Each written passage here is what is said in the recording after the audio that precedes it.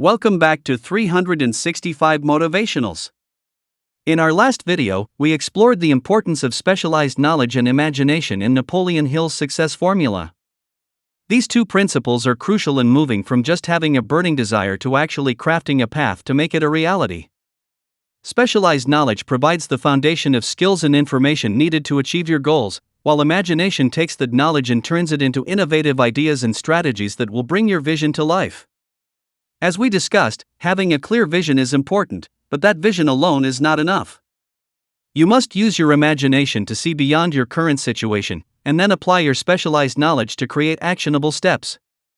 Imagination gives you the power to dream big, and specialized knowledge allows you to work toward those dreams with clarity and purpose. However, knowing what to do and dreaming about your success are just the beginning. What happens next is where the real magic happens: execution. This brings us to the next part of Hill's philosophy, which centers on organized planning and decision, two key principles that we will be discussing in the upcoming video. While imagination can help you create a powerful vision, it is organized planning that turns those ideas into practical steps you can take every day to reach your goals. Hill teaches that no matter how grand your dream is, it must be backed by a solid, well-structured plan if you want to make it happen. In this next section, we'll dive deep into what it means to organize your ideas and resources effectively, and why having a detailed plan is essential for success. Many people fail not because they lack ambition or creativity, but because they don't have a clear roadmap to follow. Hill emphasizes that a well-organized plan is the difference between success and failure. It's about turning your dreams into specific goals, mapping out each step along the way, and being prepared to adjust that plan as circumstances change. But even the best plan is useless without the ability to make decisions. This brings us to Hill's next principle: decision. In the upcoming video, we will explore how decisive action is key to achieving success. Procrastination and indecision are two of the greatest enemies of progress. You can have all the knowledge and imagination in the world, but if you don't take action when the opportunity arises, you'll miss out on success. Hill reminds us that successful people make decisions quickly and with confidence. They know that hesitation can lead to missed opportunities and that being decisive is a habit that must be cultivated. Together, organized planning and decision form the practical backbone of Hill's philosophy. Imagination and knowledge give you the tools, but it's planning and decisive action that put those tools to work. In this next part, we will uncover how to create an effective action plan and how to develop the confidence to make decisions that will move you closer to your goals. As we transition into these next two principles, think about how the earlier lessons of desire, faith, autosuggestion, specialized knowledge, and imagination build upon each other. Now, it's time to take all of that inner work and put it into practice. Success is about more than just thinking and believing, it's about acting decisively and following a well-organized path. Before we move on, I'd like to thank you all for your continued support of 365 Motivationals. If you haven't already, make sure to catch the earlier videos in this series, where we cover the first 6 principles of Think and Grow Rich. These teachings are life-changing when applied, and I'm excited to continue this journey with you. Remember, if you're finding value in these videos, please hit the like button, leave a comment with your thoughts, and don't forget to subscribe to the channel. Your engagement helps us continue to create content that inspires and motivates you to achieve your best life.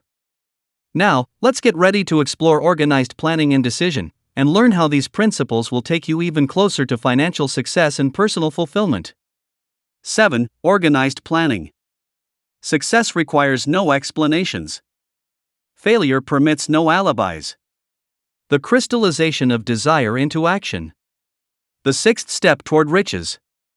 You have learned that everything man creates or acquires begins in the form of desire. That desire is taken on the first lap of its journey, from the abstract to the concrete, into the workshop of the imagination, where plans for its transition are created and organized. In Chapter 2, you were instructed to take 6 definite, practical steps as your first move in translating the desire for money into its monetary equivalent. One of these steps is the formation of a definite, practical plan, or plans, through which this transformation may be made. You will now be instructed how to build plans which will be practical, viz. Ally yourself with a group of as many people as you may need for the creation and carrying out of your plan, or plans for the accumulation of money, making use of the master mind principle described in a later chapter. Compliance with this instruction is absolutely essential. Do not neglect it. B. Before forming your mastermind alliance, decide what advantages and benefits you may offer the individual members of your group in return for their cooperation. No one will work indefinitely without some form of compensation. No intelligent person will either request or expect another to work without adequate compensation, although this may not always be in the form of money. C. Arrange to meet with the members of your mastermind group at least twice a week, and more often if possible, until you have jointly perfected the necessary plan or plans for the accumulation of money. D. Maintain perfect harmony between yourself and every member of your master mind group. If you fail to carry out this instruction to the letter, you may expect to meet with failure. The mastermind principle cannot obtain where perfect harmony does not prevail. Keep in mind these facts. First, you are engaged in an undertaking of major importance to you. To be sure of success, you must have plans which are faultless. Second, you must have the advantage of the experience, education, native ability, and imagination of other minds. This is in harmony with the methods followed by every person who has accumulated a great fortune. No individual has sufficient experience, education, native ability, and knowledge to ensure the accumulation of a great fortune without the cooperation of other people. Every plan you adopt in your endeavor to accumulate wealth should be the joint creation of yourself and every other member of your mastermind group. You may originate your own plans, either in whole or in part, but see that those plans are checked and approved by the members of your mastermind alliance. If the first plan which you adopt does not work successfully, replace it with a new plan. If this new plan fails to work, replace it, in turn with still another, and so on, until you find a plan which does work. Right here is the point at which the majority of men meet with failure, because of their lack of persistence in creating new plans to take the place of those which fail. The most intelligent man living cannot succeed in accumulating money nor in any other undertaking without plans which are practical and workable. Just keep this fact in mind, and remember when your plans fail, that temporary defeat is not permanent failure. It may only mean that your plans have not been sound. Build other plans. Start all over again. Thomas A. Edison failed 10,000 times before he perfected the incandescent electric light bulb. That is, he met with temporary defeat 10,000 times before his efforts were crowned with success. Temporary defeat should mean only one thing: the certain knowledge that there is something wrong with your plan.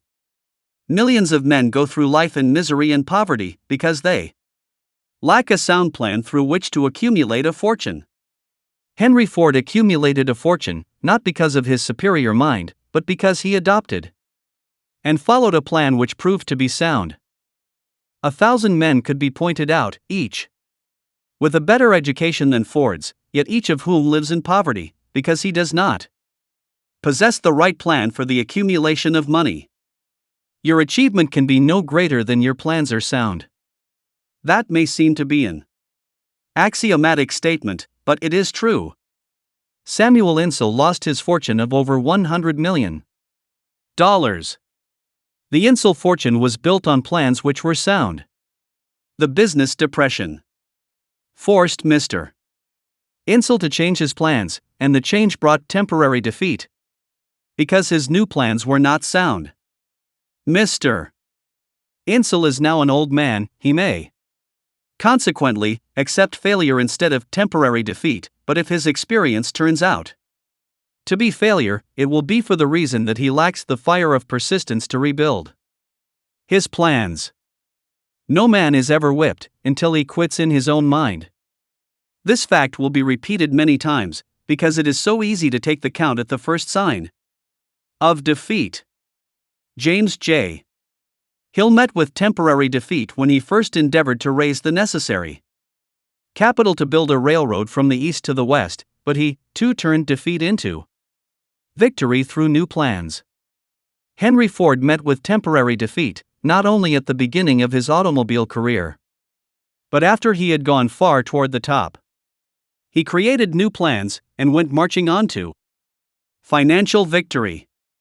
We see men who have accumulated great fortunes, but we often recognize only their triumph, overlooking the temporary defeats which they had to surmount before arriving. No follower of this philosophy can reasonably expect to accumulate a fortune without experiencing temporary defeat. When defeat comes, accept it as a signal that your plans are not sound, rebuild those plans, and set sail once more toward your coveted goal. If you give up before your goal has been reached, you are a quitter. A quitter never wins, a winner never quits. Lift this sentence out, write it on a piece of paper in letters an inch high, and place it where you will see it every night before you go to sleep, and every morning before you go to work. When you begin to select members for your mastermind group, endeavor to select those who do not take defeat seriously. Some people foolishly believe that only money can make money. This is not true. Desire, transmuted into its monetary equivalent, through the principles laid down here, is the agency through which money is made. Money, of itself, is nothing but inert matter. It cannot move, think, or talk, but it can hear when a man who desires it calls it to come. Planning the sale of services. The remainder of this chapter has been given over to a description of ways and means of marketing personal services. The information here conveyed will be of practical help to any person having any form of personal services to market, but it will be of priceless benefit to those who aspire to leadership in their chosen occupations. Intelligent planning is essential for success in any undertaking designed to accumulate riches. Here will be found detailed instructions to those who must begin the accumulation of riches by selling personal services. It should be encouraging to know that practically all the great fortunes began in the form of compensation for personal services, or from the sale of ideas. What else, except ideas and personal services, would one not possessed of property have to give in return for riches? Broadly speaking, there are two types of people in the world. One type is known as leaders, and the other as followers. Decide at the outset whether you intend to become a leader in your chosen calling, or remain a follower. The difference in compensation is vast. The follower cannot reasonably expect the compensation to which a leader is entitled, although many followers make the mistake of expecting such pay. It is no disgrace to be a follower. On the other hand, it is no credit to remain a follower. Most great leaders began in the capacity of followers. They became great leaders because they were intelligent followers. With few exceptions, the man who cannot follow a leader intelligently cannot become an efficient leader. The man who can follow a leader most efficiently is usually the man who develops into leadership most rapidly. An intelligent follower has many advantages, among them the opportunity to acquire knowledge from his leader. The major attributes of leadership. The following are important factors of leadership. 1. Unwavering courage based upon knowledge of self and of one's occupation. No follower wishes to be dominated by a leader who lacks self-confidence and courage. No intelligent follower will be dominated by such a leader very long. 2. Self-control. The man who cannot control himself can never control others. Self-control sets a mighty example for one's followers, which the more intelligent will emulate. 3. A keen sense of justice. Without a sense of fairness and justice, no leader can command and retain the respect of his followers. 4. Definiteness of decision. The man who wavers in his decisions shows that he is not sure of himself. he cannot lead others successfully. 5. Definiteness of plans. The successful leader must plan his work and work his plan. A leader who moves by guesswork, without practical, definite plans, is comparable to a ship without a rudder. Sooner or later he will land on the rocks. 6. The habit of doing more than paid for. One of the penalties of leadership is the necessity of willingness, upon the part of the leader, to do more than he requires of his followers. 7. A pleasing personality. No slovenly, careless person can become a successful leader. Leadership calls for respect. Followers will not respect a leader who does not grade high on all of the factors of a pleasing personality. 8. Sympathy and understanding. The successful leader must be in sympathy with his followers. Moreover, he must understand them and their problems. 9. Mastery of detail. Successful leadership calls for mastery of details of the leader's position. 10. Willingness to assume full responsibility. The successful leader must be willing to assume responsibility for the mistakes and the shortcomings of his followers. If he tries to shift this responsibility, he will not remain the leader. If one of his followers makes a mistake and shows himself incompetent, the leader must consider that it is he who failed. 11. Cooperation. The successful leader must understand and apply the principle of cooperative effort and be able to induce his followers to do the same. Leadership calls for power, and power calls for cooperation. There are two forms of leadership. The first, and by far the most effective, is leadership by consent of, and with the sympathy of the followers. The second is leadership by force, without the consent and sympathy of the followers. History is filled with evidences that leadership by force cannot endure. The downfall and disappearance of dictators and kings is significant. It means that people will not follow forced leadership indefinitely. The world has just entered a new era of relationship between leaders and followers, which very clearly calls for new leaders, and a new brand of leadership in business and industry. Those who belong to the old school of leadership by force must acquire an understanding of the new brand of leadership, cooperation, or be relegated to the rank and file of the followers. There is no other way out for them. The relationship of employer and employee, or of leader and follower, in the future, will be one of mutual cooperation, based upon an equitable division of the profits of business. In the future, the relationship of employer and employee will be more like a partnership than it has been in the past. Napoleon, Kaiser Wilhelm of Germany, the Tsar of Russia, and the King of Spain were examples of leadership by force. Their leadership passed without much difficulty. One might point to the prototypes of these ex-leaders among the business, financial, and labor leaders of America who have been dethroned or slated to go. Leadership by consent of the followers is the only brand which can endure. Men may follow the forced leadership temporarily, but they will not do so willingly. The new brand of leadership will embrace the 11 factors of leadership described in this chapter, as well as some other factors. The man who makes these the basis of his leadership will find abundant opportunity to lead in any walk of life. The Depression was prolonged, largely, because the world lacked leadership of the new brand. At the end of the Depression, the demand for leaders who are competent to apply the new methods of leadership has greatly exceeded the supply.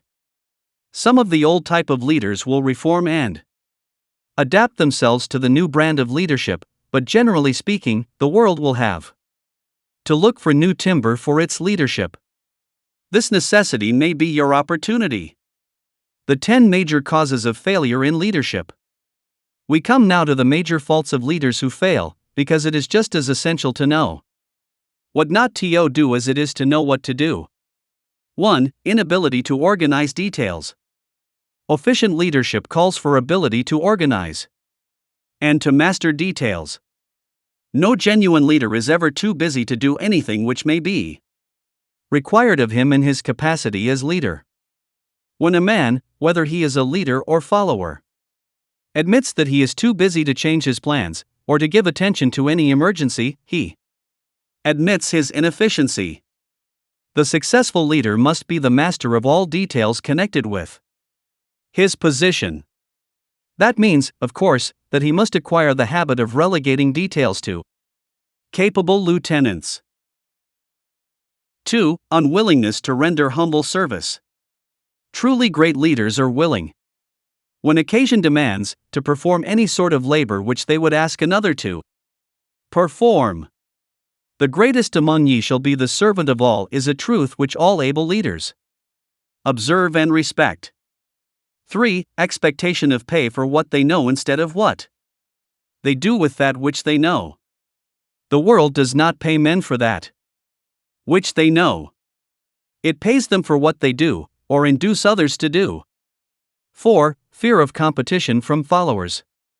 The leader who fears that one of his followers may take his position is practically sure to realize that fear sooner or later. The able leader trains understudies to whom he may delegate, at will, any of the details of his position. Only in this way may a leader multiply himself and prepare himself to be at many places, and give attention to many things at one time.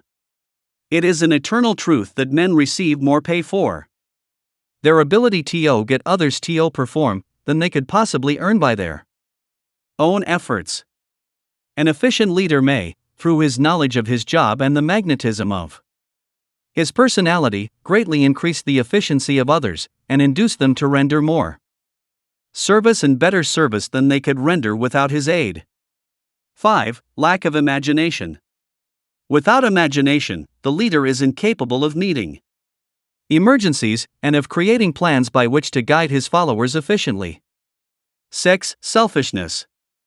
The leader who claims all the honor for the work of his followers is sure to be met by resentment.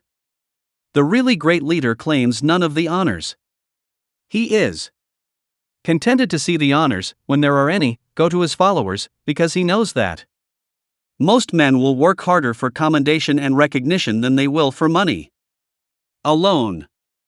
7. Intemperance. Followers do not respect an intemperate leader. Moreover, intemperance in any of its various forms destroys the endurance and the vitality of all who indulge in it. 8. Disloyalty. Perhaps this should have come at the head of the list. The leader who is not loyal to his trust and to his associates, those above him and those below him, cannot long maintain his leadership. Disloyalty marks one as being less than the dust of the earth, and brings down on one's head the contempt he deserves. Lack of loyalty is one of the major causes of failure in every walk of life. 9. Emphasis of the authority of leadership. The efficient leader leads by encouraging, and not by trying to instill fear in the hearts of his followers. The leader who tries to impress his followers with his authority comes within the category of leadership through force. If a leader is a real leader, he will have no need to advertise that fact, except by his conduct, his sympathy, understanding, fairness, and a demonstration that he knows his job. 10. Emphasis of title. The competent leader requires no title to give him the respect of his followers. The man who makes too much over his title generally has little else to emphasize. The doors to the office of the real leader are open to all who wish to enter, and his working quarters are free from formality or ostentation. These are among the more common of the causes of failure in leadership. Any one of these faults is sufficient to induce failure. Study the list carefully if you aspire to leadership, and make sure that you are free of these faults. Some fertile fields in which new leadership will be required. Before leaving this chapter, your attention is called to a few of the fertile fields in which there has been a decline of leadership, and in which the new type of leader may find an abundance of opportunity. First, In the field of politics, there is a most insistent demand for new leaders, a demand which indicates nothing less than an emergency. The majority of politicians have, seemingly, become high-grade, legalized racketeers. They have increased taxes and debauched the machinery of industry and business until the people can no longer stand the burden. Second, the banking business is undergoing a reform. The leaders in this field have almost entirely lost the confidence of the public. Already the bankers have sensed the need of reform, and they have begun it. Third, industry calls for new leaders. The old type of leaders thought and moved in terms of dividends instead of thinking and moving in terms of human equations. The future leader in industry, to endure, must regard himself as a quasi-public official whose duty it is to manage his trust in such a way that it will work hardship on no individual or group of individuals. Exploitation of working men is a thing of the past. Let the man who aspires to leadership in the field of business, industry, and labor remember this. Fourth, the religious leader of the future will be forced to give more attention to the temporal needs of his followers in the solution of their economic and personal problems of the present, and less attention to the dead past and the yet unborn future. Fifth, in the professions of law, medicine, and education, a new brand of leadership, and to some extent, new leaders will become a necessity.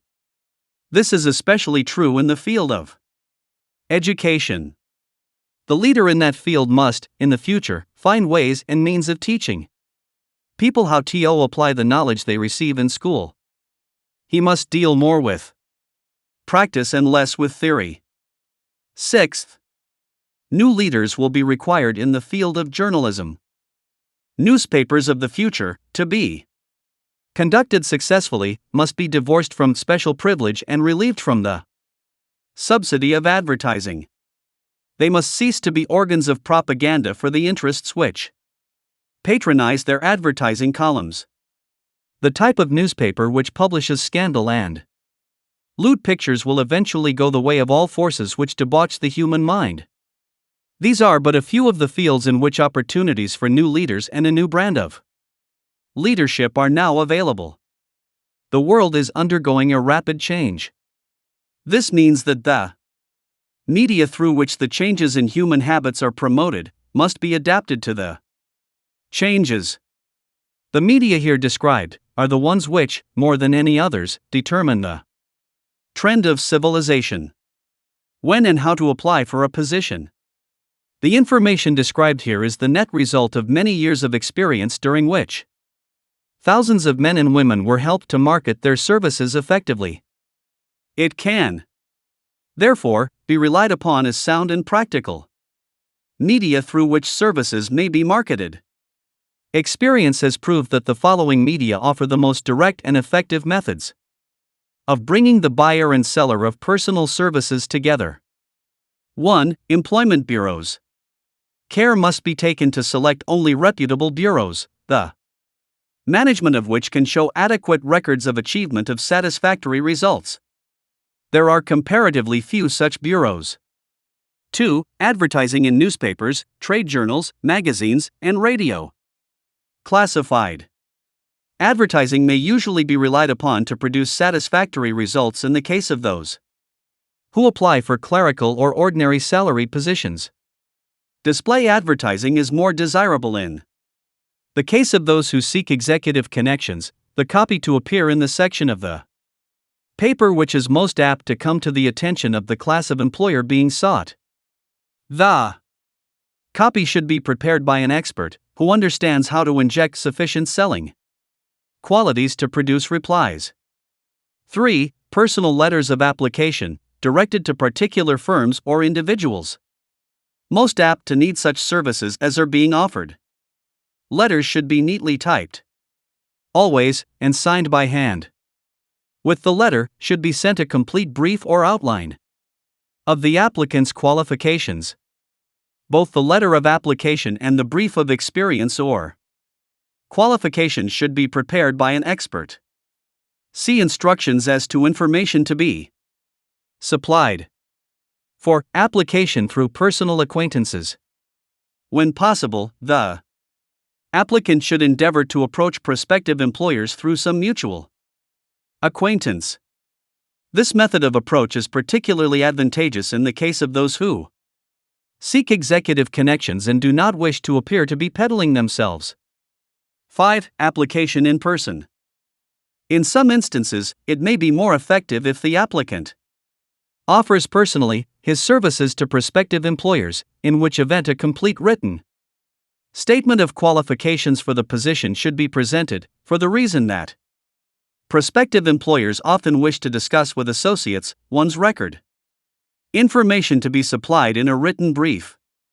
This brief should be prepared as carefully as a lawyer would prepare the brief of a case to be tried in court. Unless the applicant is experienced in the preparation of such briefs, an expert should be consulted, and his services enlisted for this purpose. Successful merchants employ men and women who understand the art and the psychology of advertising to present the merits of their merchandise. One who has personal services for sale should do the same. The following information should appear in the brief. 1. Education. State briefly, but definitely, what schooling you have had, and in what subjects you specialized in school, giving the reasons for that specialization. 2. Experience. If you have had experience in connection with positions similar to the one you seek, describe it fully, state names and addresses of former employers. Be sure to bring out clearly any special experience you may have had which would equip you to fill the position you seek. 3. References. Practically every business firm desires to know all about the previous records, antecedents, etc., of prospective employees who seek positions of responsibility. Attached to your brief photostatic copies of letters from A. Former employers. B. Teachers under whom you studied. C. Prominent people whose judgment may be relied upon. 4. Photograph of self. Attach to your brief a recent, unmounted photograph of yourself. 5. Apply for a specific position. Avoid application for a position without describing exactly what particular position you seek. Never apply for just a position that indicates you lack specialized qualifications. 6. State your qualifications for the particular position for which you apply. Give full details as to the reason you believe you are qualified for the particular position you seek. This is the most important detail of your application. It will determine, more than anything else, what consideration you receive. 7. Offer to go to work on probation. In the majority of instances, if you are determined to have the position for which you apply, it will be most effective if you offer to work for a week, or a month, or for a sufficient length of time to enable your prospective employer to judge your value without pay. This may appear to be a radical suggestion, but experience has proved that it seldom fails to win at least a trial. If you are sure of your qualifications, a trial is all you need. Incidentally, such an offer indicates that you have confidence in your ability to fill the position you seek. It is most convincing. If your offer is accepted, and you make good, more than likely you will be paid for your probation period. Make clear the fact that your offer is based upon A. Your confidence in your ability to fill the position. B. Your confidence in your prospective employer's decision to employ you after trial. C. Your determination to have the position you seek. 8. Knowledge of your prospective employer's business. Before applying for a position, do sufficient research in connection with the business to familiarize yourself thoroughly with that business, and indicate in your brief the knowledge you have acquired in this field. This will be impressive, as it will indicate that you have imagination and a real interest in the position you seek. Remember that it is not the lawyer who knows the most law, but the one who best prepares his case, who wins. If your case is properly prepared and presented, your victory will have been more than half won at the outset. Do not be afraid of making your brief too long. Employers are just as much interested in purchasing the services of well-qualified applicants as you are in securing employment. In fact, the success of most successful employers is due, in the main, to their ability to select well-qualified lieutenants. They want all the information available. Remember another thing: neatness in the preparation of your brief will indicate that you are a painstaking person. I have helped to prepare briefs for clients which were so striking and out of the ordinary that they resulted in the employment of the applicant without a personal interview. When your brief has been completed, have it neatly bound by an experienced binder and lettered by an artist or printer similar to the following. Brief of the qualifications of Robert K. Smith, applying for the position of private secretary to the president of the blank company, Incorporated.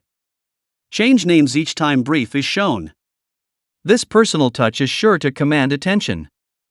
Have your brief neatly typed or mimeographed on the finest paper you can obtain, and bound with a heavy paper of the book cover variety, the binder to be changed, and the proper firm name to be inserted if it is to be shown to more than one company.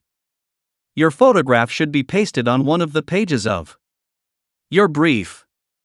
Follow these instructions to the letter, improving upon them wherever your imagination suggests. Successful salesmen groom themselves with care. They understand that first impressions are lasting. Your brief is your salesman. Give it a good suit of clothes, so it will stand out in bold contrast to anything your prospective employer ever saw, in the way of an application for a position. If the position you seek is worth having, it is worth going after with care. Moreover, if you sell yourself to an employer in a manner that impresses him with your individuality, you probably will receive more money for your services from the very start than you would if you applied for employment in the usual conventional way. If you seek employment through an advertising agency or an employment agency, have the agent use copies of your brief in marketing your services. This will help to gain preference for you, both with the agent and the prospective employers. How to get the exact position you desire. Everyone enjoys doing the kind of work for which he is best suited.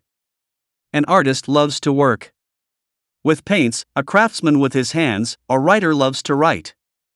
Those with less definite talents have their preferences for certain fields of business and industry. If America does anything well, it offers a full range of occupations: tilling the soil, manufacturing, marketing, and the professions. First, decide exactly what kind of a job you want. If the job doesn't already exist, perhaps you can create it. Second, choose the company or individual for whom you wish to work. Third, study your prospective employer as to policies, personnel, and chances of advancement. Fourth, by analysis of yourself, your talents and capabilities, figure what you can offer and plan ways and means of giving advantages, services, developments, ideas that you believe you can successfully deliver. Fifth, forget about a job. Forget whether or not there is an opening. Forget the usual routine of "have you got a job for me?" Concentrate on what you can give. Sixth, once you have your plan in mind, arrange with an experienced writer to put it on paper in neat form and in full detail. Seventh, present it to the proper person with authority and he will do the rest. Every company is looking for men who can give something of value, whether it be ideas, services, or connections. Every company has room for the man who has a definite plan of action, which is to the advantage of that company. This line of procedure may take a few days or weeks of extra time, but the difference in income, in advancement, and in gaining recognition will save years of hard work at small Pay. It has many advantages, the main one being that it will often save from 1 to 5 years of time in reaching a chosen goal. Every person who starts, or gets in halfway up the ladder, does so by deliberate and careful planning, excepting, of course, the boss son. The new way of marketing services. Jobs are now partnerships. Men and women who market their services to best advantage in the future must recognize the stupendous change which has taken place in connection with the relationship between employer and employee. In the future, the golden rule, and not the rule of gold, will be the dominating factor in the marketing of merchandise as well as personal services. The future relationship between employers and their employees will be more in the nature of a partnership consisting of A. the employer, B. the employee, C. the public they serve. This new way of marketing personal services is called new for many reasons. First, both the employer and the employee of the future will be considered as fellow employees whose business it will be to serve the public efficiently. In times past, employers and employees have bartered among themselves, driving the best bargains they could with one another, not considering that in the final analysis they were, in reality, bargaining at the expense of the third party, the public they served. The Depression served as a mighty protest from an injured public, whose rights had been trampled upon in every direction by those who were clamoring for individual advantages and profits. When the debris of the Depression shall have been cleared away, and business shall have been once again restored to balance, both employers and employees will recognize that they are no longer privileged to drive bargains at the expense of those whom they serve.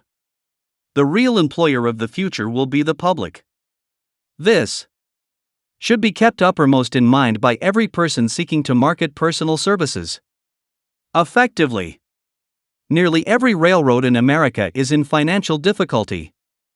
Who does not remember the day when, if a citizen inquired at the ticket office the time of departure of a train, he was abruptly referred to the bulletin board instead of being politely given the information? The streetcar companies have experienced a change of times also. There was a time not so very long ago when streetcar conductors took pride in giving argument to passengers. Many of the streetcar tracks have been removed and passengers ride on a bus, whose driver is the last word in politeness. All over the country streetcar tracks are rusting from abandonment, or have been taken up. Wherever streetcars are still in operation, passengers may now ride without argument, and one may even hail the car in the middle of the block, and the motorman will obligingly pick him up. How times have changed. That is just the point I am trying to emphasize. Times have changed. Moreover, the change is reflected not merely in railroad offices and on streetcars, but in other walks of life as well. The public be damned policy is now passé. It has been supplanted by the "we are obligingly at your service, sir" policy. The bankers have learned a thing or two during this rapid change which has taken place during the past few years. Impoliteness on the part of a bank official or bank employee today is as rare as it was conspicuous a dozen years ago. In the years past, some bankers, not all of them, of course, carried an atmosphere of austerity which gave every would-be borrower a chill when he even thought of approaching his banker for a loan. The thousands of bank failures during the Depression had the effect of removing the mahogany doors behind which bankers formerly barricaded themselves. They now sit at desks in the open, where they may be seen and approached at will by any depositor, or by anyone who wishes to see them, and the whole atmosphere of the bank is one of courtesy and understanding. It used to be customary for customers to have to stand and wait at the corner grocery until the clerks were through passing the time of day with friends, and the proprietor had finished making up his bank deposit, before being waited upon. Chain stores, managed by courteous men who do everything in the way of service, short of shining the customers' shoes, have pushed the old-time merchants into the background. Time marches on. Courtesy and service are the watchwords of merchandising today, and apply to the person who is marketing personal services even more directly than to the employer whom he serves, because, in the final analysis, both the employer and his employee are employed by the public they serve. If they fail to serve well, they pay by the loss of their privilege of serving. We can all remember the time when the gas meter reader pounded on the door hard enough to break the panels. When the door was opened, he pushed his way in, uninvited, with a scowl on his face which plainly said, "What the hell did you keep me waiting for?" All that has undergone a change. The meter man now conducts himself as a gentleman who is delighted to be at your service, sir. Before the gas companies learned that their scowling metermen were accumulating liabilities never to be cleared away, the polite salesman of oil birders came along and did a land office business. During the Depression, I spent several months in the anthracite coal region of Pennsylvania, studying conditions which all but destroyed the coal industry. Among several very significant discoveries was the fact that greed on the part of operators and their employees was the chief cause of the loss of business for the operators and loss of jobs for the miners. Through the pressure of a group of overzealous labor leaders representing the employees and the greed for profits on the part of the operators, the anthracite business suddenly dwindled. The coal operators and their employees drove sharp bargains with one another, adding the cost of the bargaining to the price of the coal until, finally, they discovered they had built up a wonderful business for the manufacturers of oil burning outfits and the producers of crude oil. The wages of sin is death. Many have read this in the Bible, but few have discovered its meaning. Now, and for several years, the entire world has been listening by force to a sermon which might well be called "Whatsoever a man soweth, that shall he also reap." Nothing as widespread and effective as the Depression could possibly be just a coincidence. Behind the Depression was a cause. Nothing ever happens without a cause. In the main, the cause of the Depression is traceable directly to the worldwide habit of trying to reap without sowing. This should not be mistaken to mean that the Depression represents a crop which the world is being forced to reap without having sown. The trouble is that the world sowed the wrong sort of seed. Any farmer knows he cannot sow the seed of thistles and reap a harvest of grain. Beginning at the outbreak of the World War, the people of the world began to sow the seed of service inadequate in both quality and quantity. Nearly everyone was engaged in the pastime of trying to get without giving. These illustrations are brought to the attention of those who have personal services to market, to show that we are where we are, and what we are, because of our own conduct. If there is a principle of cause and effect, which controls business, finance, and transportation, the same principle controls individuals and determines their economic status. What is your QQS rating? The causes of success in marketing services effectively and permanently have been clearly described. Unless those causes are studied, analyzed, understood, and applied, no man can market his services effectively and permanently. Every person must be his own salesman of personal services. The quality and the quantity of service rendered, and the spirit in which it is rendered, determine to a large extent the price and the duration of employment. To market personal services effectively, which means a permanent market, at a satisfactory price, under pleasant conditions, one must adopt and follow the QQS formula, which means that quality, plus quantity, plus the proper spirit of cooperation, equals perfect salesmanship of service. Remember the QQS formula, but do more: apply it as a habit. Let us analyze the formula to make sure we understand exactly what it means. 1. Quality of service shall be construed to mean the performance of every detail, in connection with your position, in the most efficient manner possible, with the object of greater efficiency always in mind. 2. Quantity of service shall be understood to mean the habit of rendering all the service of which you are capable, at all times, with the purpose of increasing the amount of service rendered as greater skill is developed through practice and experience. Emphasis is again placed on the word habit.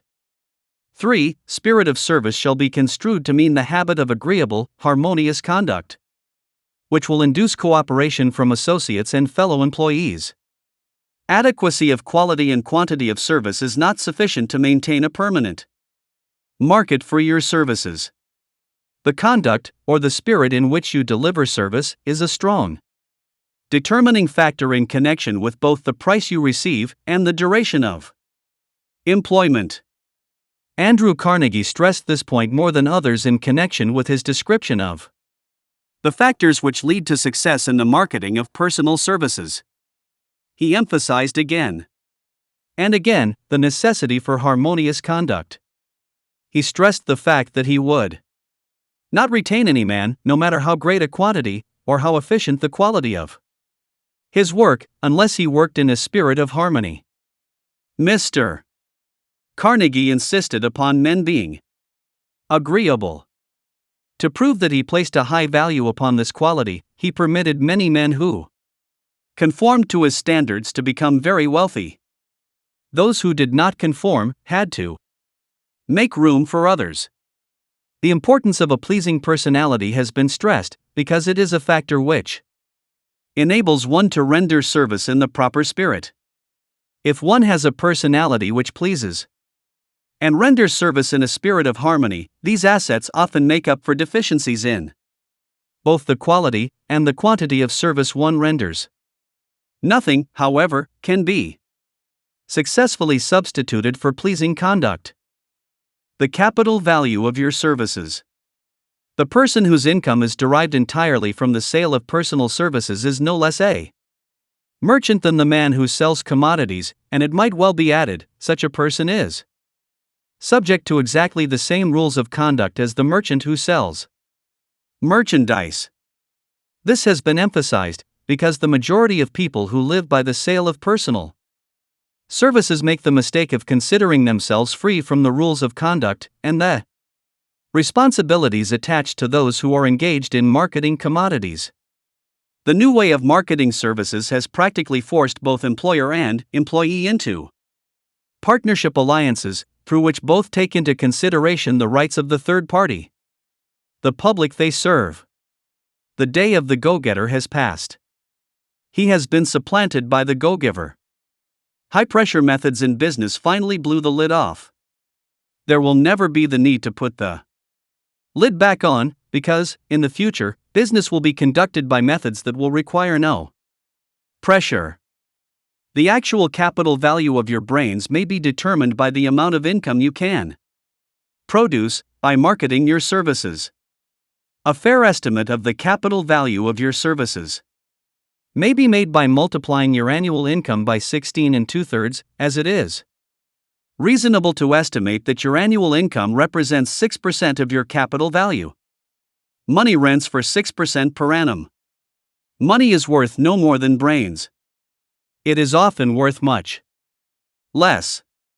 Competent brains, if effectively marketed, represent a much more desirable form of capital than that which is required to conduct a business dealing in commodities, because brains are a form of capital which cannot be permanently depreciated through depressions, nor can this form of capital be stolen or spent. Moreover, the money which is essential for the conduct of business is as worthless as a sand dune, until it has been mixed with efficient brains. The 30 major causes of failure. How many of these are holding you back? Life's greatest tragedy consists of men and women who earnestly try and fail. The tragedy lies in the overwhelmingly large majority of people who fail, as compared to the few who succeed. I have had the privilege of analyzing several thousand men and women, 98% of whom were classed as failures. There is something radically wrong with a civilization and a system of education which permit 98% of the people to go through life as failures. But I did not write This book for the purpose of moralizing on the rights and wrongs of the world, that would require a book 100 times the size of this one. My analysis work proved that there are 30 major reasons for failure and 13 major principles through which people accumulate fortunes. In this chapter, a description of the 30 major causes of failure will be given. As you go over the list, check yourself by it, point by point, for the purpose of discovering how many of these causes of failure stand between you and success. 1. Unfavorable hereditary background. There is but little, if anything, which can be done for people who are born with a deficiency in brain power. This philosophy offers but one method of bridging this weakness through the aid of the mastermind. Observe with profit, however, that this is the only one of the 30 causes of failure which may not be easily corrected by any individual. 2. Lack of a well-defined purpose in life. There is no hope of success for the person who does not have a central purpose or definite goal at which to aim. 98 out of every 100 of those whom I have analyzed had no such aim. Perhaps this was the major cause of their failure. 3. Lack of ambition to aim above mediocrity. We offer no hope for the person who is so indifferent as not to want to get ahead in life, and who is not willing to pay the price. 4. Insufficient education. This is a handicap which may be overcome with comparative ease. Experience has proven that the best educated people are often those who are known as self-made or self-educated. It takes more than a college degree to make one a person of education. Any person who is educated is one who has learned to get whatever he wants in life without violating the rights of others. Education consists not so much of knowledge, but of knowledge effectively and persistently applied. Men are paid, not merely for what they know, but more particularly for what they do with that which they know. 5. Lack of self-discipline. Discipline comes through self-control. This means that one must control all negative qualities. Before you can control conditions, you must first control yourself. Self-mastery is the hardest job you will ever tackle. If you do not conquer self, you will be conquered by self. You may see at one and the same time both your best friend and your greatest enemy, by stepping in front of a mirror. 6. Ill health. No person may enjoy outstanding success without good health. Many of the causes of ill health are subject to mastery and control. These, in the main, are a overeating of foods not conducive to health. B. Wrong habits of thought, giving expression to negatives. C. Wrong use of, and overindulgence in sex. D. Lack of proper physical exercise. E. An inadequate supply of fresh air, due to improper breathing. 7. Unfavorable environmental influences during childhood. As the twig is bent, so shall the tree grow. Most people who have criminal tendencies acquire them as the result of bad environment and improper associates during childhood. 8. Procrastination. This is one of the most common causes of failure. Old man. Procrastination stands within the shadow of every human being, waiting his opportunity to spoil one's chances of success. Most of us go through life as failures because we are waiting for the time to be right to start doing something worthwhile. Do not wait. The time will never be just right. Start where you stand and work with whatever tools you may have at your command, and better tools will be found as you go along. 9. Lack of persistence. Most of us are good starters but poor finishers of everything we begin. Moreover, people are prone to give up at the first signs of defeat. There is no substitute for persistence. The person who makes persistence his watchword discovers that old man failure finally becomes tired and makes his departure. Failure cannot cope with persistence. 10. Negative personality. There is no hope of success for the person who repels people through a negative personality. Success comes through the application of power, and power is attained through the cooperative efforts of other people. A negative personality will not induce cooperation. 11. Lack of controlled sexual urge. Sex energy is the most powerful of all the stimuli which move people into action. Because it is the most powerful of the emotions, it must be controlled through transmutation and converted into other channels. 12. Uncontrolled desire for something for nothing. The gambling instinct drives millions of people to failure. Evidence of this may be found in a study of the Wall Street crash of 29, during which millions of people tried to make money by gambling on stock margins. 13. Lack of a well-defined power of decision. Men who succeed reach decisions promptly, and change them, if at all, very slowly. Men who fail reach decisions, if at all, very slowly, and change them frequently and quickly. Indecision and procrastination are twin brothers. Where one is found, the other may usually be found also. Kill off this pair before they completely hog-tie you to the treadmill of failure. 14. One or more of the 6 basic fears. These fears have been analyzed for you in a later chapter. They must be mastered before you can market your services effectively. 15. Wrong selection of a mate in marriage. This a most common cause of failure. The relationship of marriage brings people intimately into contact. Unless this relationship is harmonious, failure is likely to follow. Moreover, it will be a form of failure that is marked by misery and unhappiness, destroying all signs of ambition. 16. Overcaution.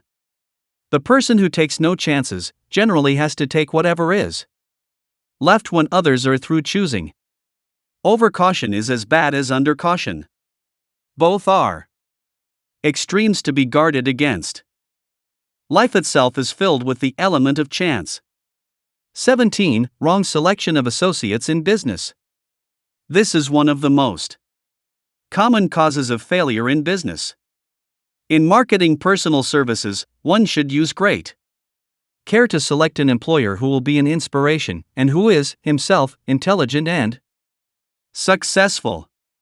We emulate those with whom we associate most closely.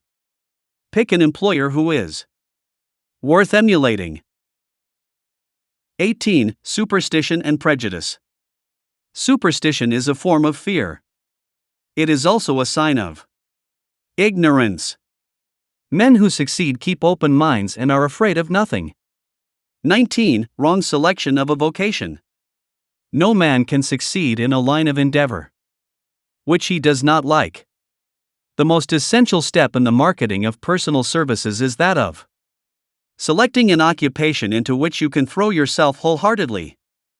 20. Lack of concentration of effort. The jack of all trades seldom is good at any. Concentrate all of your efforts on one definite chief aim. 21. The habit of indiscriminate spending. The spendthrift cannot succeed, mainly because he stands eternally in fear of poverty. Form the habit of systematic saving by putting aside a definite percentage of your income. Money in the bank gives one a very safe foundation of courage when bargaining for the sale of personal services. Without money, one must take what one is offered and be glad to get it. 22. Lack of enthusiasm. Without enthusiasm, one cannot be convincing. Moreover, enthusiasm is contagious, and the person who has it under control is generally welcome in any group of people. 23. Intolerance. The person with a closed mind on any subject seldom gets ahead. Intolerance means that one has stopped acquiring knowledge. The most damaging forms of intolerance are those connected with religious, racial, and political differences of opinion. 24. Intemperance. The most damaging forms of intemperance are connected with eating, strong drink, and sexual activities. Overindulgence in any of these is fatal to success. 25. Inability to cooperate with others. More people lose their positions and their big opportunities in life because of this fault than for all other reasons combined. It is a fault which no well-informed businessman or leader will tolerate. 26. Possession of power that was not acquired through self-effort. Sons and daughters of wealthy men, and others who inherit money which they did not earn. Power in the hands of one who did not acquire it gradually is often fatal to success. Quick riches are more dangerous than poverty. 27. Intentional dishonesty. There is no substitute for honesty. One may be temporarily dishonest by force of circumstances over which one has no control, without permanent damage. But there is no hope for the person who is dishonest by choice. Sooner or later, his deeds will catch up with him, and he will pay by loss of reputation, and perhaps even loss of liberty. 28. Egotism and vanity. These qualities serve as red lights which warn others to keep away. They are fatal to success. 29. Guessing instead of thinking.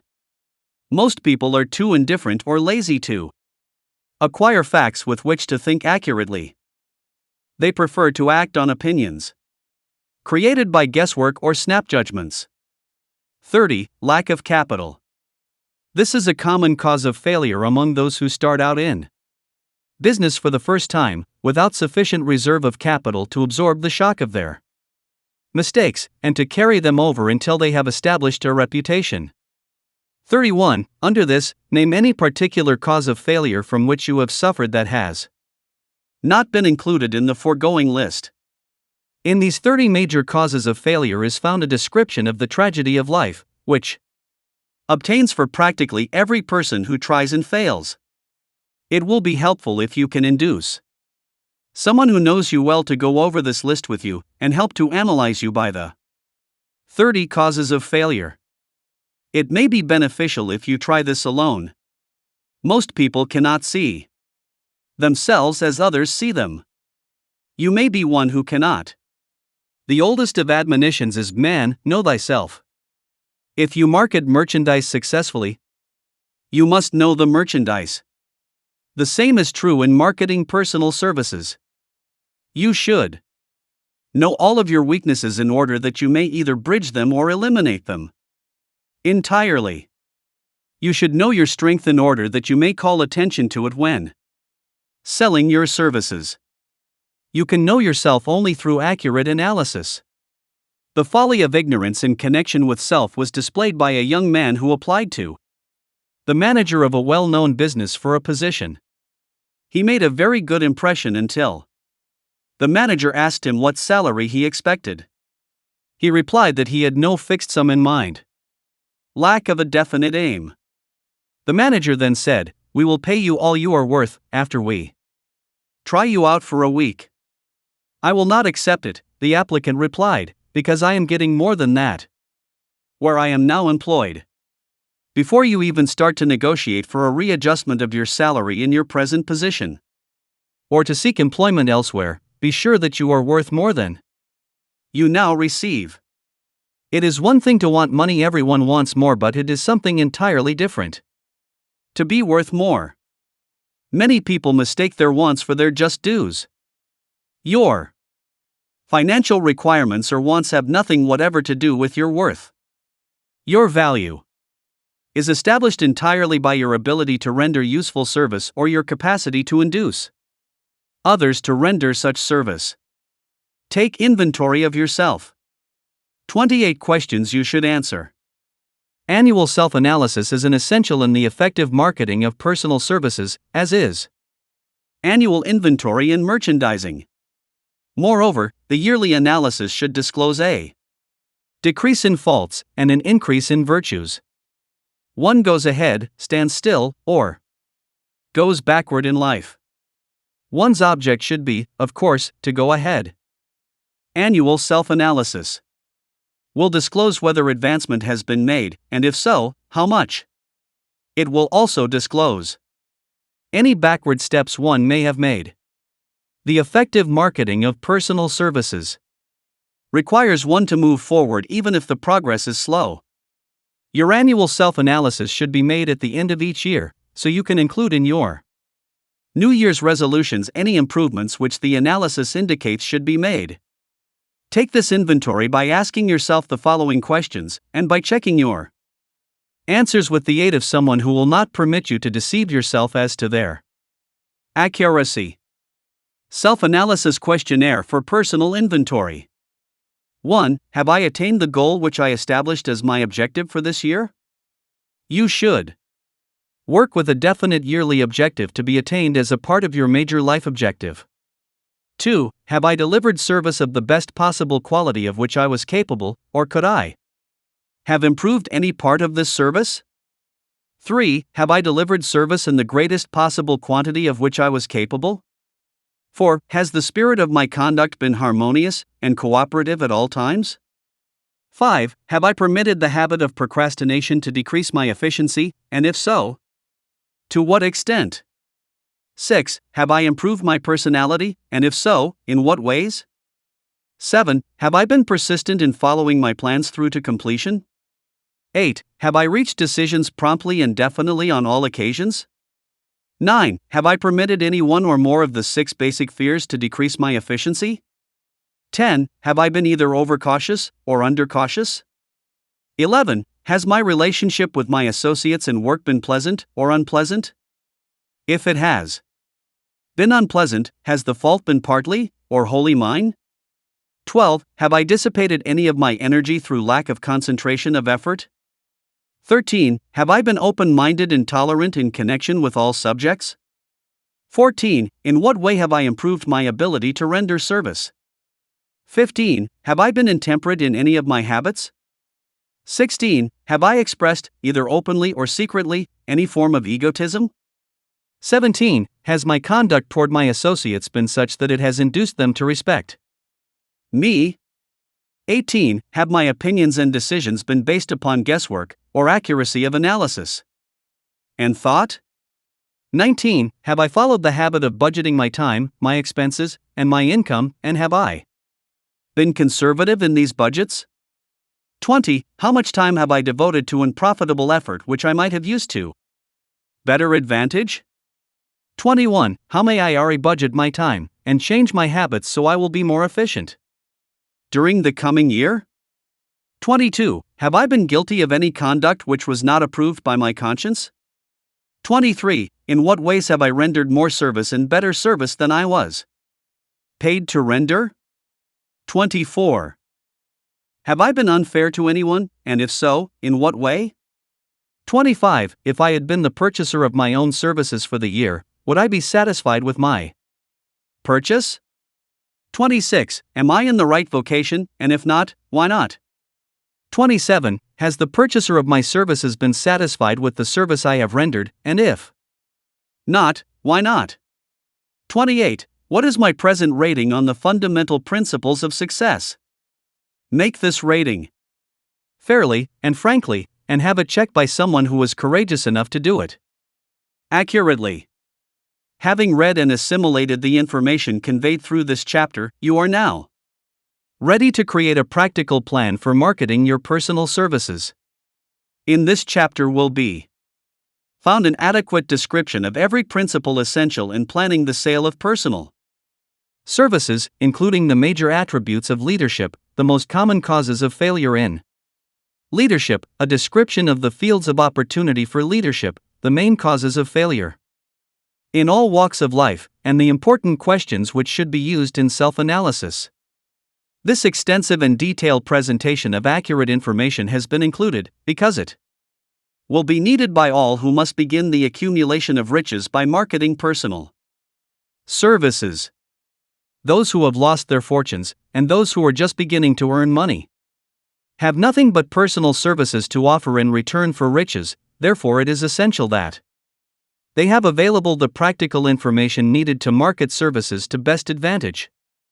The information contained in this chapter will be of great value to all who aspire to attain leadership in any calling. It will be particularly helpful to those aiming to market their services as business or industrial executives. Complete assimilation and understanding of the information here conveyed will be helpful in marketing one's own services, and it will also help one to become more analytical and capable of judging people. The information will be priceless to personnel directors, employment managers, and other executives charged with the selection of employees and the maintenance of efficient organizations. If you doubt this statement, test its soundness by answering in writing the 28 self-analysis questions. That might be both interesting and profitable, even though you do not doubt the soundness of the statement. Where and how one may find opportunities to accumulate riches. Now that we have analyzed the principles by which riches may be accumulated, we naturally ask, where may one find favorable opportunities to apply these principles? Very well, let us take inventory and see what the United States of America offer the person seeking riches, great or small. To begin with, let us remember, all of us, that we live in a country where every law-abiding citizen enjoys freedom of thought and freedom of deed unequaled anywhere in the world. Most of us have never taken inventory of the advantages of this freedom. We have never compared our unlimited freedom with the curtailed freedom in other countries.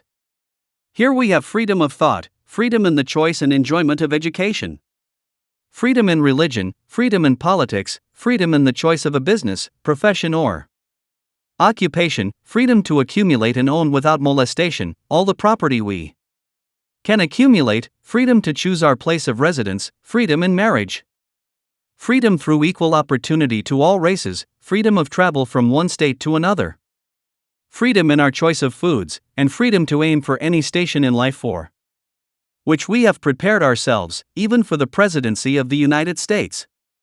We have other forms of freedom, but this list will give a bird's-eye view of the most important, which constitute opportunity of the highest order. This advantage of freedom is all the more conspicuous because the United States is the only country guaranteeing to every citizen, whether native-born or naturalized, so broad and varied a list of freedom. Next, let us recount some of the blessings which our widespread freedom has placed within our hands. Take the average American family for example, meaning, the family of average income, and sum up the benefits available to every member of the family in this land of opportunity and plenty. A. Food. Next to freedom of thought and deed comes food, clothing, and shelter. The three basic necessities of life. Because of our universal freedom, the average American family has available, at its very door, the choicest selection of food to be found anywhere in the world, and at prices within its financial range. A family of two, living in the heart of Times Square district of New York City, far removed from the source of production of foods, took careful inventory of the cost of a simple breakfast, with this astonishing result. It is not very difficult to obtain food in a country where two people can have breakfast, consisting of all they want or need for a dime apiece. Observe that this simple breakfast was gathered, by some strange form of magic, from China, South America, Utah, Kansas and the New England states, and delivered on the breakfast table, ready for consumption, in the very heart of the most crowded city in America, at a cost well within the means of the most humble laborer. The cost included all federal, state and city taxes. Here is a fact the politicians did not mention when they were crying out to the voters to throw their opponents out of office, because the people were being taxed to death. B. Shelter. This family lives in a comfortable apartment, heated by steam, lighted with electricity, with gas for cooking, all for $65 a month. In a smaller city, or a more sparsely settled part of New York City, the same apartment could be had for as low as $20 a month.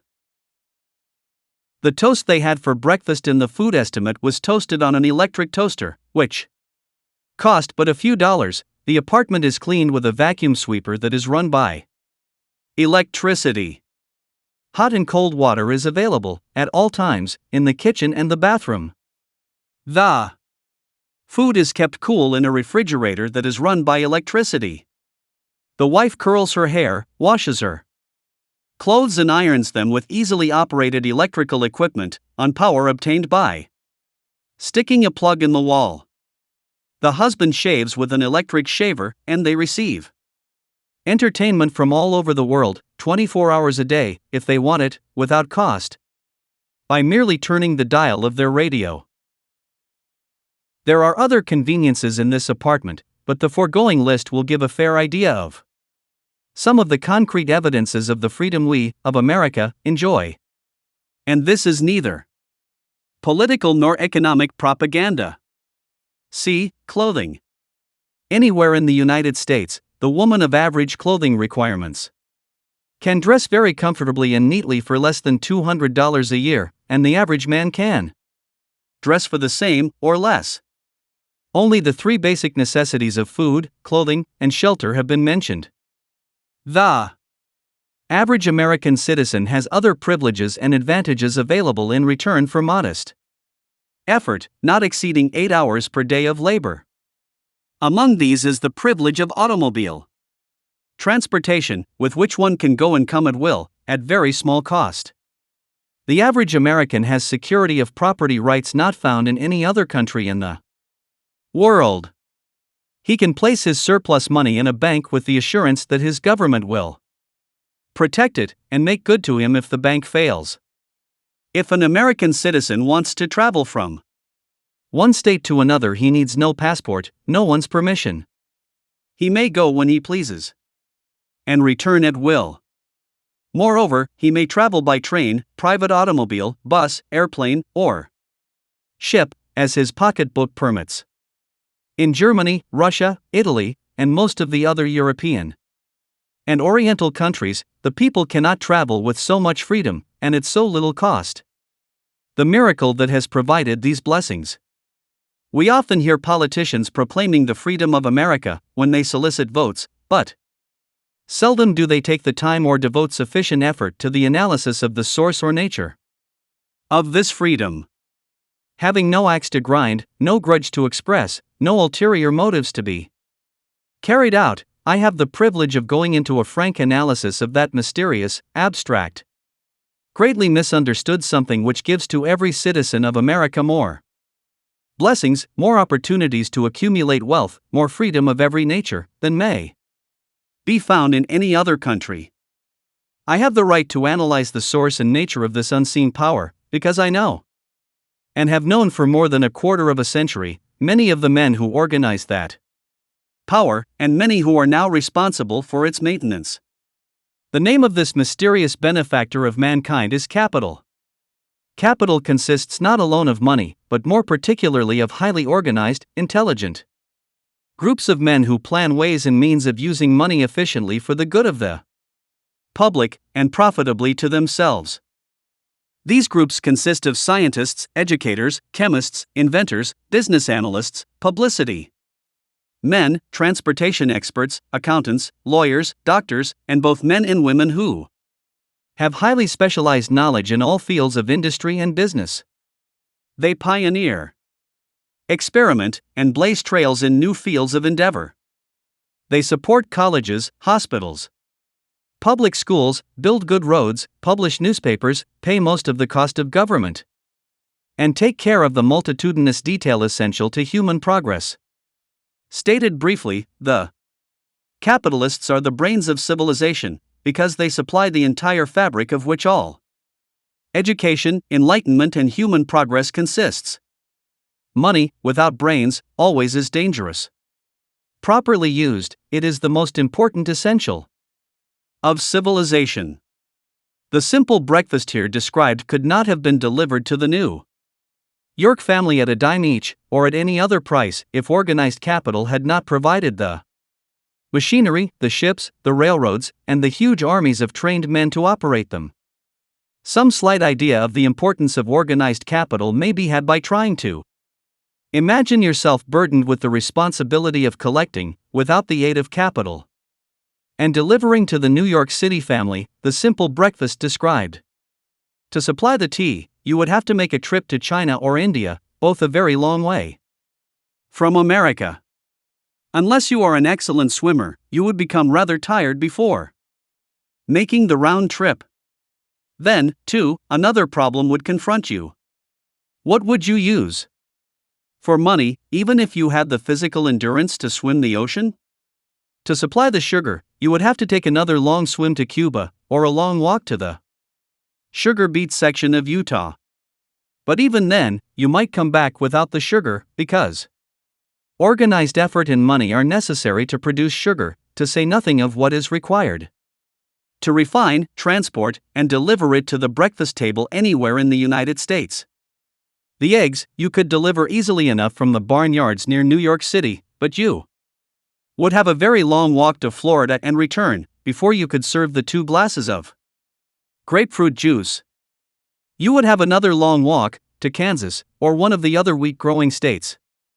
When you went after the 4 slices of wheat bread, the rippled wheat biscuits would have to be omitted from the menu because they would not be available except through the labor of a trained organization of men and suitable machinery, all of which call for capital. While resting, you could take off for another little swim down to South America, where you would pick up a couple of bananas, and on your return, you could take a short walk to the nearest farm having a dairy and pick up some butter and cream. Then you're New York City. Family would be ready to sit down and enjoy breakfast, and you could collect your 2 dimes for your labor. Seems absurd, doesn't it? Well, the procedure described would be the only possible way. These simple items of food could be delivered to the heart of New York City if we had no capitalistic system. The sum of money required for the building and maintenance of the railroads and steamships used in the delivery of that simple breakfast is so huge that it staggers one's imagination. It runs into hundreds of millions of dollars, not to mention the armies of trained employees required to man the ships and trains. But transportation is only a part of the requirements of modern civilization in capitalistic America. Before there can be anything to haul, something must be grown from the ground, or manufactured and prepared for market. This calls for more millions of dollars for equipment, machinery, boxing, marketing, and for the wages of millions of men and women. Steamships and railroads do not spring up from the earth and function automatically. They come in response to the call of civilization, through the labor and ingenuity and organizing ability of men who have imagination, faith, enthusiasm, decision, persistence. These men are known as capitalists. They are motivated by the desire to build, construct, achieve, render useful service, earn profits, and accumulate riches. And because they render service without which there would be no civilization, they put themselves in the way of great riches. Just to keep the record simple and understandable, I will add that these capitalists are the selfsame men of whom most of us have heard soapbox orators speak. They are the same men to whom radicals, racketeers, dishonest politicians, and grafting labor leaders refer as the predatory interests, or Wall Street. I am not attempting to present a brief for or against any group of men or any system of economics. I am not attempting to condemn collective bargaining when I refer to grafting labor leaders, nor do I aim to give a clean bill of health to all individuals known as capitalists. The purpose of this book, a purpose to which I have faithfully devoted over a quarter of a century, is to present to all who want the knowledge, the most dependable philosophy through which individuals may accumulate riches in whatever amounts they desire. I have here analyzed the economic advantages of the capitalistic system for the twofold purpose of showing 1. That all who seek riches must recognize and adapt themselves to the system that controls all approaches to fortunes, large or small, and 2. To present the side of the picture opposite to that being shown by politicians and demagogues who deliberately becloud the issues they bring up, by referring to organized capital as if it were something poisonous. This is a capitalistic country, it was developed through the use of capital, and we who claim the right to partake of the blessings of freedom and opportunity we who seek to accumulate riches here may as well know that neither riches nor opportunity would be available to us if organized capital had not provided these benefits. For more than 20 years, it has been a somewhat popular and growing pastime for radicals, self-seeking politicians, racketeers, crooked labor leaders, and on occasion religious leaders, to take potshots at Wall Street, the money changers, and big business. The practice became so general that we witnessed during the business depression the unbelievable sight of high government officials lining up with the cheap politicians and labor leaders, with the openly avowed purpose of throttling the system which has made industrial America the richest country on earth. The lineup was so general and so well organized that it prolonged the worst depression America has ever known. It cost millions of men their jobs, because those jobs were inseparably a part of the industrial and capitalistic system which formed the very backbone of the nation. During this unusual alliance of government officials and self-seeking individuals who were endeavoring to profit by declaring open season on the American system of industry, a certain type of labor leader joined forces with the politicians and offered to deliver voters in return for legislation designed to permit men to take riches away from industry by organized force of numbers, instead of the better method of giving a fair day's work for a fair day's pay. Millions of men and women throughout the nation are still engaged in this popular pastime of trying to get without giving. Some of them are lined up with labor unions, where they demand shorter hours and more pay. Others do not take the trouble to work at all. They demand government relief and are getting it. Their idea of their rights of freedom was demonstrated in New York City, where violent complaint was registered with the postmaster by a group of relief beneficiaries because the postman awakened them at 7:30 a.m. to deliver government relief checks. They demanded that the time of delivery be set up to 10 o'clock.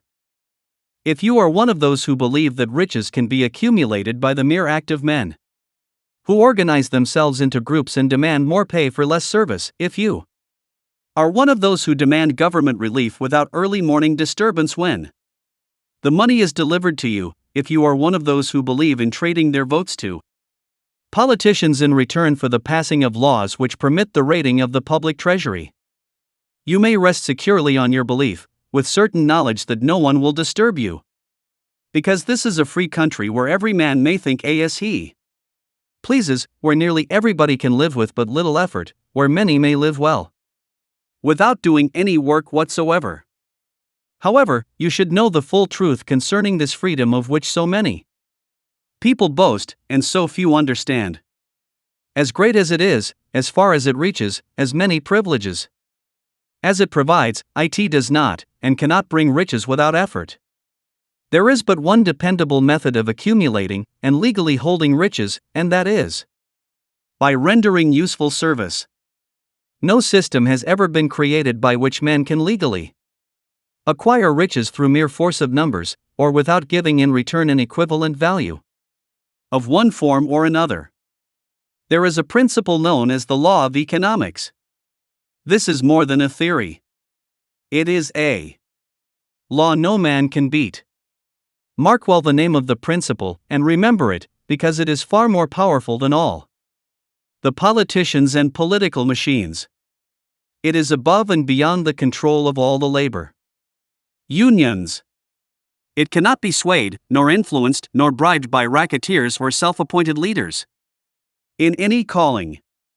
Moreover, it has an all-seeing eye and a perfect system of bookkeeping, in which it keeps an accurate account of the transactions of every human being engaged in the business of trying to get without giving. Sooner or later its auditors come around, look over the records of individuals both great and small, and demand an accounting. Wall Street, big business, capital predatory interests, or whatever name you choose to give the system which has given us American freedom, represents a group of men who understand, respect, and adapt themselves to this powerful law of economics. There Financial continuation depends upon their respecting the law. Most people living in America like this country, its capitalistic system and all. I must confess, I know of no better country where one may find greater opportunities to accumulate riches. Judging by their acts and deeds, there are some in this country who do not like it. That, of course, is their privilege. If they do not like this country, its capitalistic system, its boundless opportunities, they have the privilege of clearing out. Always there are other countries, such as Germany, Russia, and Italy, where one may try one's hand at enjoying freedom and accumulating riches providing one is not too particular. America provides all the freedom and all the opportunity to accumulate riches that any honest person may require. When one goes hunting for game, one selects hunting grounds where game is plentiful. When seeking riches, the same rule would naturally obtain. If it is riches you are seeking, do not overlook the possibilities of a country whose citizens are so rich that women, alone, spend over $200 million annually for lipsticks, rouge, and cosmetics. Think twice, you who are seeking riches, before trying to destroy the capitalistic system of a country whose citizens spend over $50 million a year for greeting cards, with which to express their appreciation of their freedom. If it is money you are seeking, consider carefully a country that spends hundreds of millions of dollars annually for cigarettes, the bulk of the income from which goes to only 4 major companies engaged in supplying this national builder of nonchalance and quiet nerves. By all means, give plenty of consideration to a country whose people spend annually more than $15 million for the privilege of seeing moving pictures, and toss in a few additional millions for liquor, narcotics, and other less potent soft drinks and giggle waters. Do not be in too big a hurry to get away from a country whose people willingly, even eagerly, hand over millions of dollars annually for football, baseball, and prize fights. And, by all means, stick by a country whose inhabitants give up more than $1 million a year for chewing gum, and another $1 million for safety razor blades. Remember, also, that this is but the beginning of the available sources for the accumulation of wealth. Only a few of the luxuries and non-essentials have been mentioned. But, remember that the business of producing, transporting, and marketing these few items of merchandise gives regular employment to many millions of men and women who receive for their services many millions of dollars monthly, and spend it freely for both the luxuries and the necessities. Especially remember that back of all this exchange of merchandise and personal services may be found an abundance of opportunity to accumulate riches. Here our American freedom comes to one's aid. There is nothing to stop you, or anyone, from engaging in any portion of the effort necessary to carry on these businesses. If one has superior talent, training, experience, one may accumulate riches in large amounts. Those not so fortunate may accumulate smaller amounts. Anyone may earn a living in return for a very nominal amount of labor. So there you are. Opportunity has spread its wares before you. Step up to the front, select what you want. Create your plan, put the plan into action, and follow through with persistence. Capitalistic America will do the rest. You can depend upon this much. Capitalistic America ensures every person the opportunity to render useful service, and to collect riches in proportion to the value of the service. The system denies no one this right, but it does not, and cannot promise something for nothing, because the system, itself, is irrevocably controlled by the law of economics, which neither recognizes nor tolerates for long getting without giving. The law of economics was passed by nature. There is no Supreme Court to which violators of this law may appeal. The law hands out both penalties for its violation and appropriate rewards for its observance, without interference or the possibility of interference by any human being. The law cannot be repealed. It is as fixed as the stars in the heavens, and subject to, and a part of the same system that controls the stars. May one refuse to adapt oneself to the law of economics? Certainly. This is a free country, where all men are born with equal rights, including the privilege of ignoring the law of economics. What happens then? Well, nothing happens until large numbers of men join forces for the avowed purpose of ignoring the law and taking what they want by force. Then comes the dictator, with well-organized firing squads and machine guns. We have not yet reached that stage in America. But we have heard all we want to know about how the system works. Perhaps we shall be fortunate enough not to demand personal knowledge of so gruesome a reality. Doubtless we shall prefer to continue with our freedom of speech, freedom of deed, and freedom to render useful service in return for riches. The practice, by government officials, of extending to men and women the privilege of raiding the public treasury in return for votes, sometimes results in election, but as night follows day, the final payoff comes, when every penny wrongfully used must be repaid with compound interest on compound interest. If those who make the grab are not forced to repay, the burden falls on their children, and their children's children, even unto the third and fourth generations. There is no way to avoid the debt. Men can, and sometimes do, form themselves into groups for the purpose of crowding wages up and working hours down. There is a point beyond which they cannot go. It is the point at which the law of economics steps in, and the sheriff gets both the employer and the employees. For 6 years, from 1929 to 1935, the people of America, both rich and poor, barely missed seeing the old man economics hand over to the sheriff all the businesses and industries and banks. It was not a pretty sight. It did not increase our respect for mob psychology, through which men cast reason to the winds and start trying to get without giving. We who went through those 6 discouraging years, when fear was in the saddle and faith was on the ground, cannot forget how ruthlessly the law of economics exacted its toll from both rich and poor, weak and strong, old and young. We shall not wish to go through another such experience. These observations are not founded upon short-time experience. They are the result of 25 years of careful analysis of the methods of both the most successful and the most unsuccessful men America has known. In conclusion, Chapter 7 of Think and Grow Rich, Organized Planning, emphasizes that no dream or desire can be achieved without a well-structured plan. It's not enough to simply wish for success, you need a clear, actionable strategy to turn your vision into reality. Hill reminds us that failure often stems from poor planning, and that successful individuals constantly refine their plans, learning from setbacks and adjusting their approach. Key takeaways include the importance of assembling a mastermind group to leverage collective knowledge and experience, and the need for persistence when initial plans fail. Hill teaches us that organized planning is the bridge between desire and accomplishment, and that flexibility and persistence are essential. To continue this journey of personal growth, make sure to like, comment, and subscribe to 365 Motivationals.